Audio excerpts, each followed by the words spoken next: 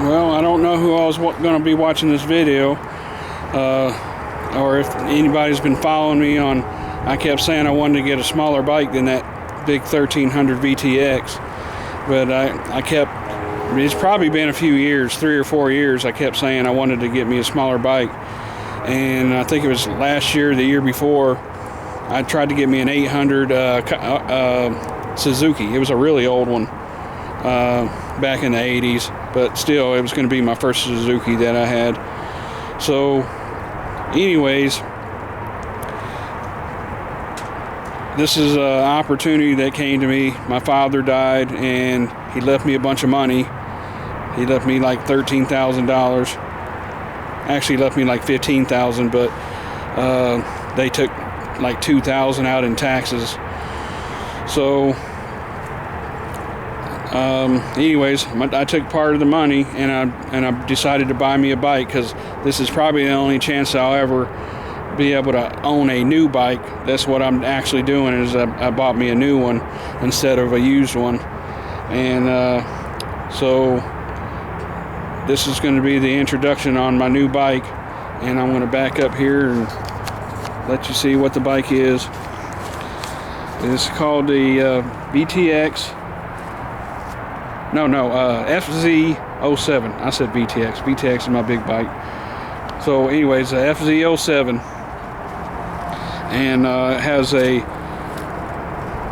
689 cc's engine, and that means it's almost a 700. That's why they call it the FZ07, because they consider it to be a 700. It's probably more powerful than any of the 750s that I had before, but this would go about the same speed as the 750s that I used to have. Actually, my 750s would go a little bit faster than this. I think it's a beautiful bike. I actually got a bunch of mods that I'm going to be putting on it too. I went ahead and decided to splurge for the stuff. Like, I'm going to be getting a new windshield, and I'll be showing like everybody else was doing, showing the name brands and how it looks and stuff and how it holds up. I got frame sliders that I'm going to put on it, engine guards that I'm going to be putting on the side, and I may get one of those mufflers too. I don't know. I hadn't done it yet. I'm going to get the little side mirrors that go down here, but I'm still going to leave the top mirrors up there too, so I can see all around from the sides and back behind me. And this is, to me, this is kind of weird, to where they got the key up here in front of the dash. I thought that the headlight was kind of ugly looking, but when I saw that they put those little windscreens up there, it actually looks okay with that. But right now, I just hate how it's like way down deep down underneath there. So I'm going to turn it on and let you see the screen, and then you'll see how many miles is on it. This is the miles that they put on it driving it to my house. It's got 6 miles on it now. That little 6 is that, and the little dash here, that's your that's neutral, and it's got a gear gauge on it, and there's the gas. They filled the gas tank all the way up, and there's your speedometer. There's the neutral, and so it's got a neutral light there too, and of course down here is the attack and an oil gauge. I've never actually had one that had that type of gasoline hole, whatever you call it. So this bike is, I believe, is fuel injected. I didn't look up that much. This is the first bike that I ever had, I believe, that had a mono shock on it instead of the side shocks. All right, I'm gonna go ahead and start it up. I know everybody's already heard these before, because I'm kind of late in getting the bike. Oh, it's a 2015, not a 2016. So just in case you want to know what year it is. So you go over here and you push the button down.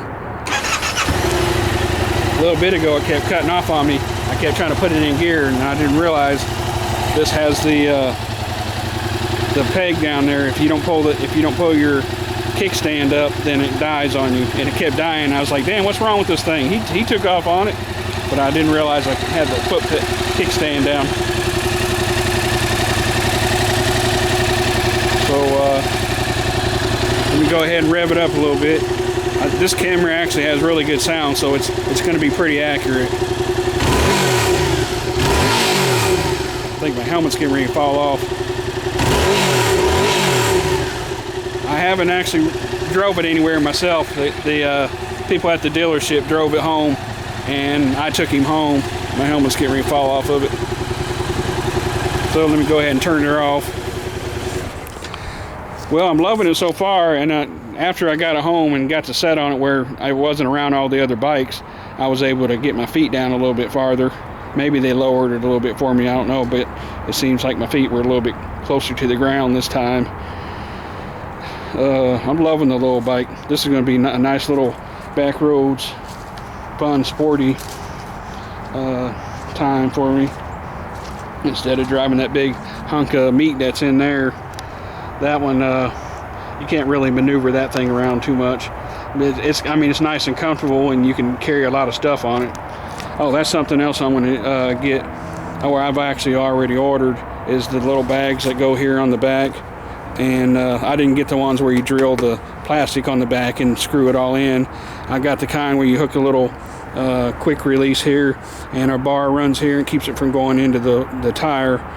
And I'm going to have little side bags and a little top bag. Actually, it's not a little top bag, it's a big top bag. And the guy said, "You sure you want a big bag?" And I said, "Yeah, I'll probably only use that if I decide to go on a trip or something." Well, it's actually a little bit warm out here today. I'm charging up the Mustang. The battery was all the way dead from winter. I keep saying winter instead of winter. Like he's a winner. So it's a beautiful little machine. Later on, when I get the other pieces and stuff, I'll show the mods that I put on it and all that. I'm not going to put no tank bag because the tank bags always cover these. The gas thing up, and there's no reason to be covering that up. So see you later till the next videos.